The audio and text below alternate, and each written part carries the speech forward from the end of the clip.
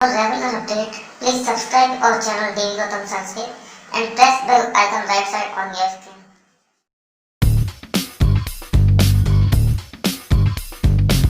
नमस्कार, आप सभी का सर्वोदय ऑनलाइन क्लासेस की ओर से मैं हार्दिक अभिनंदन करता हूं। आज हम चर्चा करने वाले हैं विसर्ग संधि प्रकरण की। संधि प्रकरण के अंतर्गत अभी तक हम असंधि प्रकरण एवं हल संधि प्रकरण दोनों की सम्यक रूप से चर्चा कर चुके हैं। आज हमारा जो चर्चा का विषय है वह है विसर्ग संधि प्रकरण। तो सर्वप्रथम तो विसर्ग संधि किसे कहते हैं, इसकी परिभाषा होगी कि पद के अंत में स्थित पूर्व पद के अंत में स्थित विसर्ग में कोई परिवर्तन हो अथवा उसका लोप हो जाए, यह विसर्ग संधि कहलाता है। कि पूर्व पद के अंत में स्थित विसर्ग के स्वरूप में कोई परिवर्तन अथवा उसका लोप हो जाना ही विसर्ग संधि होता है। अब विसर्ग में परिवर्तन किन किन का होता है ये भी बता रहा हूं आपको। विसर्ग में परिवर्तन होता है श का, स का, स का अथवा र का या फिर उ का या फिर विसर्ग का लोप होता है। केवल इन्हीं वर्णों में परिवर्तन होता है विसर्ग का। किन किन सूत्रों से किस किस संधि के अंतर्गत होता है उसकी चर्चा हम करेंगे आगे। जो पहली संधि है विसर्ग संधि के अंतर्गत वह है सत्व विसर्ग संधि।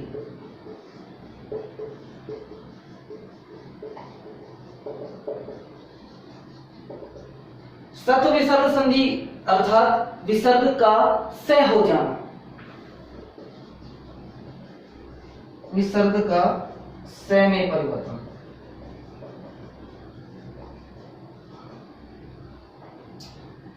अब वह किन किन परिस्थितियों में होता है ये देखिए। एक तो सूत्र है ससजु सोरु।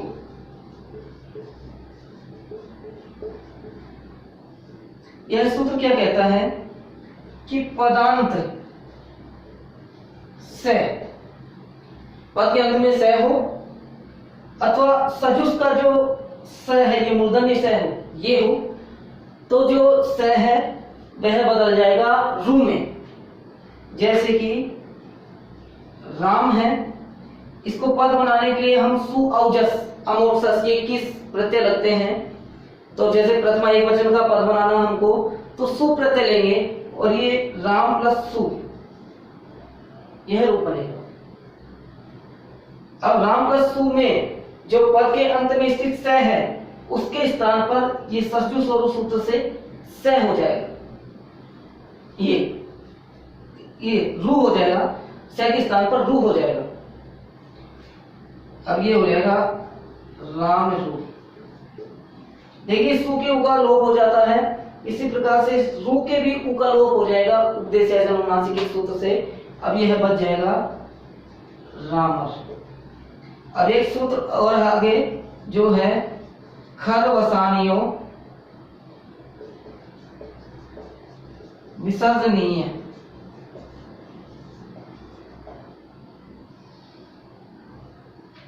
इस सूत्र का अर्थ है कि अवसान में, अवसान का मतलब होता है यदि आगे कोई वर्ण ना हो, विराम हो, अवसानम यानी कि वर्णों का अभाव जहां पाए जाए उसे अवसान, उस स्थिति को अवसान कहते हैं। कि यदि इस रुत्व विसर्ग के आगे, रुत्व के आगे या रकार के आगे खर व्यंजन हो, खर यानी वर्गों के प्रथम द्वितीय व्यंजन हो अथवा कोई व्यंजन ही ना हो, तो इस रकार के स्थान पर हो जाएगा विसर्ग। जो रकार है ये बदल जाएगा विसर्ग में। अब इस विसर्ग का, ये जो विसर्ग हो गया, यह विसर्ग वापस बदलता है इनमें ही, स में, र में, उ में अथवा विसर्ग का लोप होता है। उनकी चर्चा आज हम करने वाले हैं। सर्वप्रथम देख रहे हैं सत विसर्ग संधि, यानी विसर्ग के स्थान पर स, श किन परिस्थितियों में होता है। तो इसका सर्वप्रथम जो सूत्र है वह है विसर्जनीयस्य स।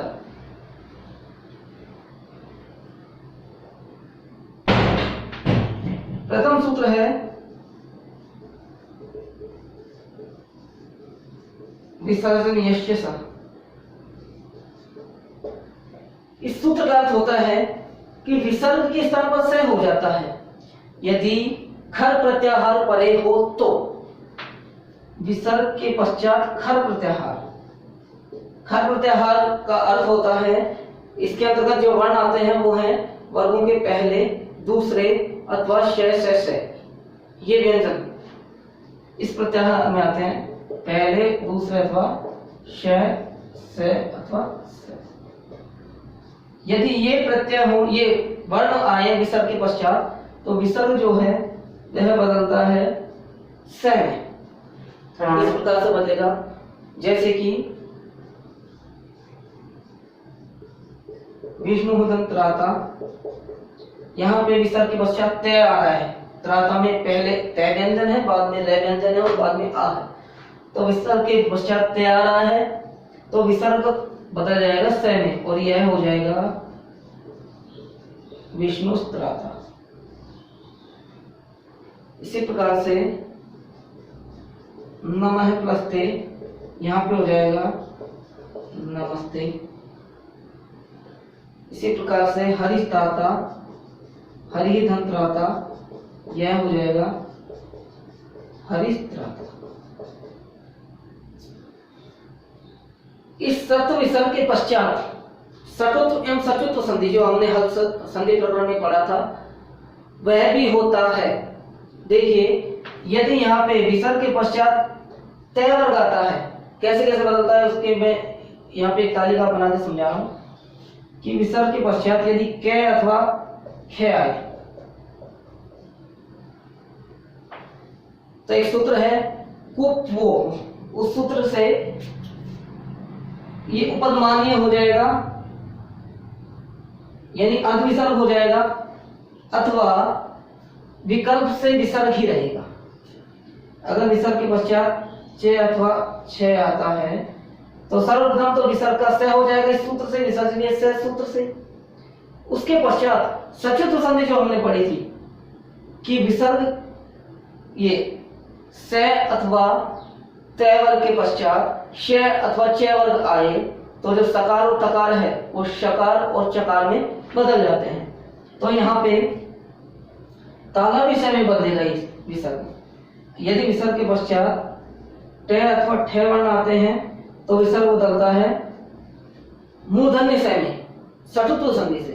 सटुत्व संधि में का नियम है स्तो शटुना शटु, यानी कि सकार और तकार के बाद शकार और टकार आवे तो विसर्ग बदल जाएगा। ये सकार जो बदल जाता है वो मूर्धन्य से में बदलता है। विसर्ग के पश्चात यदि त अथवा थ आए तो विसर्ग बदलेगा दंत्य से में। इनका जो उच्चारण स्थान है उसके अकॉर्डिंग ही बदल जाएगा।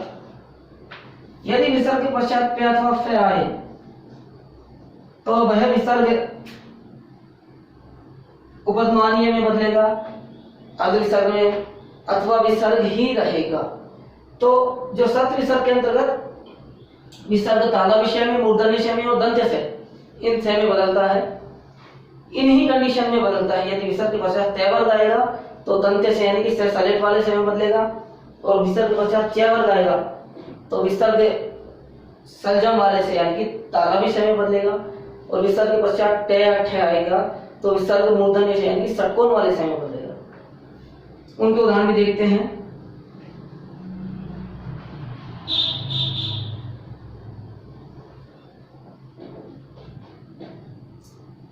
कि विसर्ग के पश्चात च वर्ग, विसर्ग के पश्चात च है तो यहाँ पे विसर्ग के स्थान पे पहले तो स होगा और स के स्थान पर हो जाएगा श, ताला विषय, और यह हो जाएगा रामश्च। कह प्लस चित, यह हो जाएगा कश्चित। इसी प्रकार से निहिधन छल, यह हो जाएगा निश्चल। इसी प्रकार से सटुत्व संधि में षटुत्व संधि होगी यदि ट अथवा ठ आएगा तो सामने वह कैसे होगा,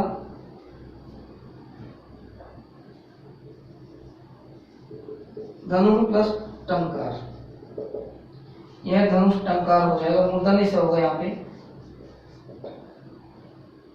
देव है प्लस ठक्कुर है, यहाँ पे विसर्ग के पश्चात ठ है तो मूर्धन्य से हो जाएगा।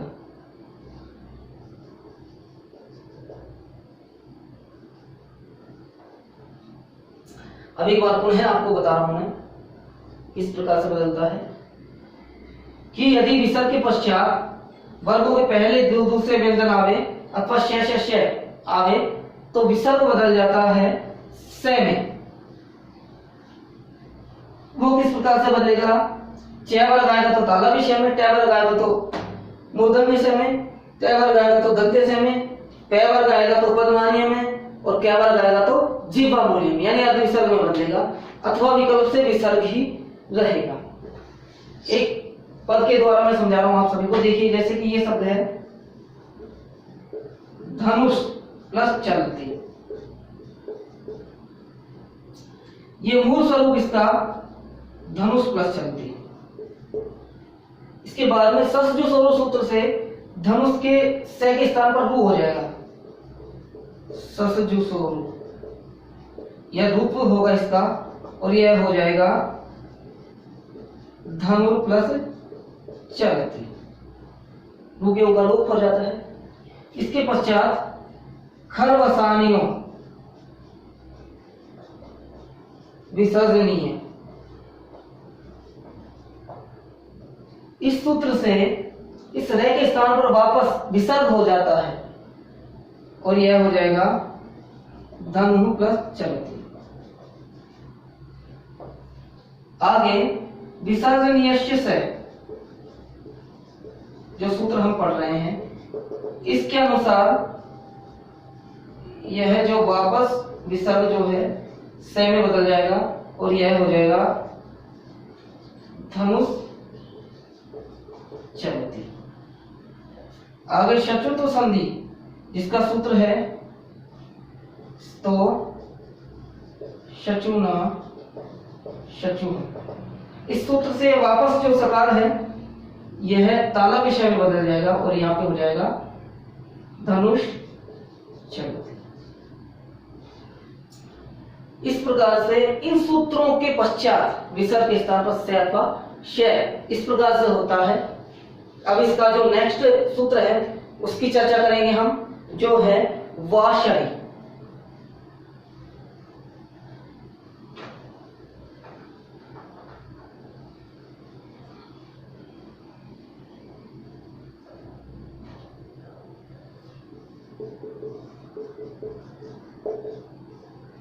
वाशरी यह सूत्र कहता है कि यदि विसर्ग के पश्चात श से अथवा से आए, पूर्व का जो सूत्र था उसमें था कि विसर्ग के पश्चात थर व्यंजन वर्गों के पहले दूसरे तो श से आए तो विसर्ग के स्थान पर से हो जाता है।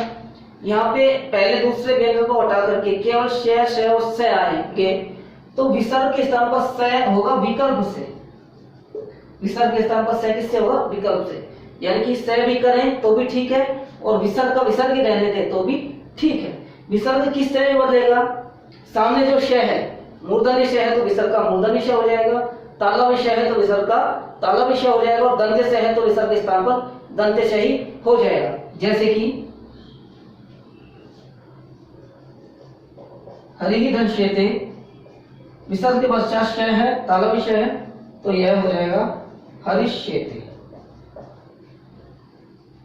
इसको विकल्प से हम हरिष्येते भी लिख सकते हैं। ये सूत्र जो है ये विकल्प बताने के लिए ही है, क्योंकि इसके बारे में तो हम चर्चा पिछले सूत्र में भी कर चुके हैं, लेकिन ये सूत्र बताते हैं कि विकल्प का रूप भी विसर्ग का रूप जो है वह भी इसका सही है। इसी प्रकार से रामः षष्ठः, यह हो जाएगा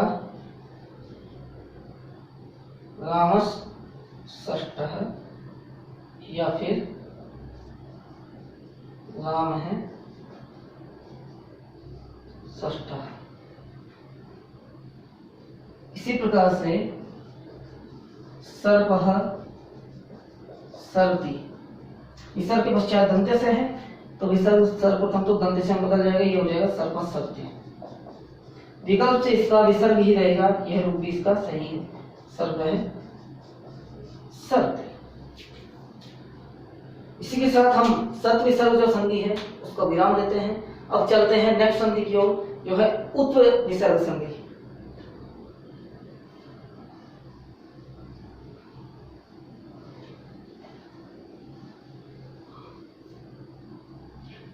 आगे हम चर्चा कर रहे हैं उत विसर्ग संधि की। देखिए जो उत विसर्ग संधि है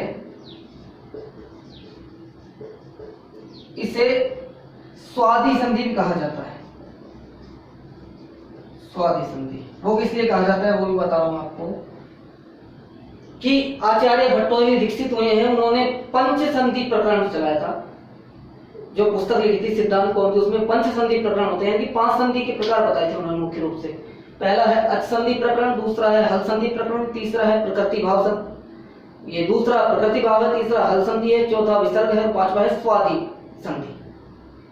प्रवर्तिक जो व्याकरणकार हुए हैं उन्होंने 3 संधि प्रकरण को ही माना है। प्रकृति भाव को असंधि प्रकरण में मिला दिया, स्वादि संधि प्रकरण है इसको विसर्ग संधि प्रकरण में मिला दिया। स्वादि संधि प्रकरण क्यों कहा जाता है इसको? क्योंकि ये सु पर आश्रित है। विसर्ग का जो सु है उस पर आश्रित होने के कारण इसे तथा रूप विसर्ग संधि को स्वादि प्रकरण कहा जाता है, स्वादि संधि। अब हम चर्चा करने वाले हैं उत विसर्ग संधि की। उत विसर्ग संधि का मतलब है विसर्ग के स्थान पर उ। यह किन परिस्थितियों में होता है इसका प्रथम सूत्र पढ़ेंगे हम, जो है अतो रोर एप्लुताद प्लूते। इस सूत्र का अर्थ समझिए पहले तो। अत का मतलब होता है अकार से, यानी ह्रस्व अकार। एप्लुत का मतलब होता है ह्रस्व, अत का मतलब अकार। ह्रस्व अकार के पश्चात रोर का मतलब रे का जो विसर्ग है अथवा रे है, विसर्ग का रे जो है वह आए। ए के पश्चात विसर्ग का रे आए और उसके पश्चात एप्लुत अत आए, यानी कि विसर्ग से पूर्व ए हो और विसर्ग के पश्चात भी ए हो। यदि ह्रस्व अकार के पश्चात विसर्ग आवे और विसर्ग के पश्चात भी अकार ही आवे, ये कंडीशन है। ए के पश्चात विसर्ग और विसर्ग के पश्चात फिर से ए है, तो यह जो विसर्ग है यह बदल जाएगा उ में। विसर्ग के स्थान पर हो जाएगा उ और ये ए प्लस उ मिलकर के गुण संधि हो जाएगा यहाँ पे, और ये हो जाएगा ओ। अब ओ के पश्चात ए आ रहा है, तो जो परवर्ती ए है, पश्चातवर्ती ए है, इसके स्थान पर पूर्व रूप संधि से अवग्रह हो जाएगा। तो यहाँ पे उत विसर्ग के पश्चात गुण संधि भी होती है और पूर्व रूप संधि भी होती है। एग्जाम्पल से समझते हैं। एक बार परिभाषा दोबारा से रिपीट करता हूं मैं कि यदि विसर्ग से पूर्व ए हो और विसर्ग के पश्चात भी ए आए, विसर्ग से पहले भी ए हो और विसर्ग के पश्चात भी ए आए, तो विसर्ग बदल जाता है उ में, और जो उ पूर्व के ए से मिलकर के गुण संधि होकर के ओ हो जाता है और पश्चात का जो ए है उसके स्थान पर पूर्व रूप संधि से अवग्रह हो जाता है। उदाहरण से समझेंगे हम, जैसे शिव है प्लस अर्च, शिवस प्लस अर्च, शिवस के से का रे हो गया शिवर प्लस अर्च, रे के स्थान पे विसर्ग हो गया शिव है प्लस अर्च। अब यहाँ विसर्ग के स्थान पर विसर्ग से पहले भी ए आ रहा है और विसर्ग के पश्चात भी ए आ रहा है, तो अतो रोर ए प्लुतात प्लुते सूत्र से उ हो जाएगा विसर्ग के स्थान पर, और यह हो जाएगा शिव उ अर्च है। अब यहाँ पे जो शिव का ए है और पश्चात उ है, इन दोनों के स्थान पर गुण संधि होगी और यह हो जाएगा शिवो प्लस अर्च है। अब ओ के पश्चात आ रहा है, तो पूर्व रूप जो संधि है उसका जो सूत्र है एम पदांतात अति, तो ए और ओ के पश्चात यदि आए तो ए के स्थान पर अवग्रह हो जाएगा और पूर्व रूप एकादेश हो जाता है, तो यहाँ पे ए के स्थान पे अवग्रह हो जाएगा और ये निष्पन्न रूप बनेगा शिवो अर्च है। यानी कि यहाँ पहले उत्तर संधि, उत्तर के पश्चात गुण संधि और गुण के पश्चात पूर्व संधि, ये तीनों संधियां होती हैं। इसका जो रूप बनेगा वह बनेगा शिवो अर्च। आगे एक एग्जांपल और देख लेते हैं। इसी प्रकार से कह प्लस अपि, विसर्ग से पहले भी ए और पश्चात भी ए, तो विसर्ग बदलेगा उ में और यह हो जाएगा क प्लस उ प्लस अपि, और क प्लस उ ओ हो जाएगा, ओ प्लस अपि हो जाएगा, और अंत में यहाँ पे पूर्व रूप से कोपी इस प्रकार से हो जाएगा। इसी प्रकार से राम है धन अर्च है, रामो अर्च है। एक बार पुनः विस्तृत डिटेल में बता रहा हूं इसकी किस प्रकार से क्या होता है।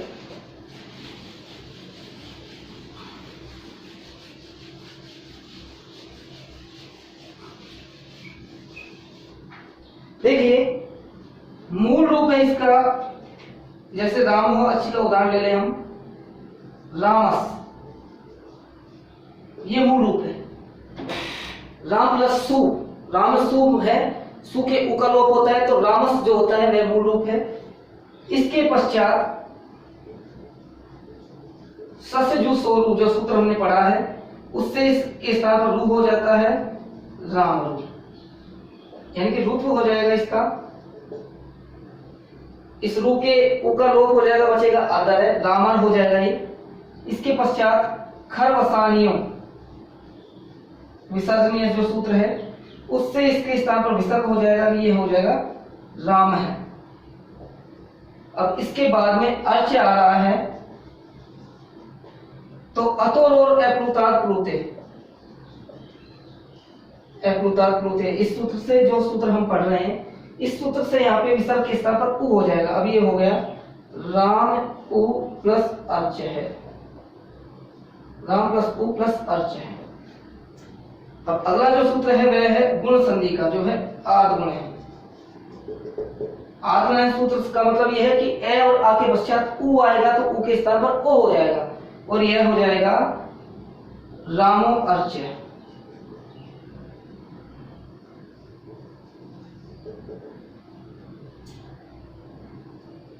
रामो अर्च। आगे जो पूर्व रूप संधि है उसका सूत्र है एक पदांत आदति, तो पूर्व रूप संधि से यह हो जाएगा, ओ के पश्चात ए आ रहे हैं तो ओ ए के स्थान पर अवलय हो जाएगा, और यह रूप सिद्ध होगा रामो अर्च है। यह इसका निष्पन्न रूप होगा उत्विसर्ग संधि से। अब इसका जो दूसरा नियम है उसकी ओर चलते हैं, वह है हर्षिच।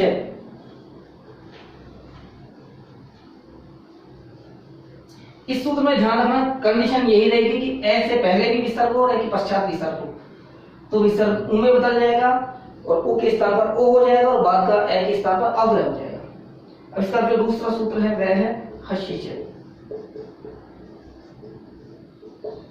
यह सूत्र क्या कहता है कि विसर्ग से पहले ए हो और विसर्ग के पश्चात हस्त प्रत्याहार के अंतर्गत आने वाले वर्ण, यानी कि वर्गों के तीसरे, चौथे, पांचवें य, र, ल, व, है, ये व्यंजन आवे, तो विसर्ग के स्थान पर उ हो जाता है, और बाद में ए प्लस उ से मिलकर के वह गुण संधि होकर के ओ में बदल जाता है। जैसे यश है नंदा, विसर्ग से पहले श है, यानी कि ए है विसर्ग से पूर्व, और पश्चात में द, तृतीय व्यंजन है, हस्त प्रत्याहार के अंतर्गत आने वाला व्यंजन है, तो विसर्ग बदल जाएगा उ में, और यह हो जाएगा यश उ दा। अब यहाँ उ से पूर्व ए है, तो गुण संधि से हो जाएगा ये यश होगा, ये इसका निष्पन्न रूप होगा, यश होगा। इसी प्रकार से आगे देखते हैं हम इसके अन्य उदाहरण में।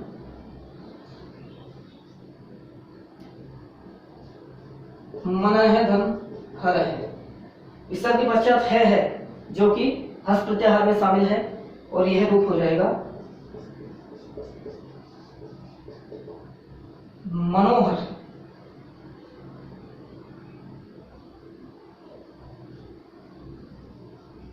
राम जयति, इसर के पश्चात जय है तो यह हो जाएगा रामो जयति। तो इस प्रकार से उत्तम सर्ग संधि का ये प्रकरण भी यहाँ पे समाप्त होता है। इसको ज्यादा नहीं बढ़ाएंगे, नहीं तो वीडियो का भार ज्यादा हो जाएगा। अब आगे चर्चा करेंगे अगले वीडियो में रुत्व संधि की और विसर्ग लोप संधि की। तब तक के लिए धन्यवाद।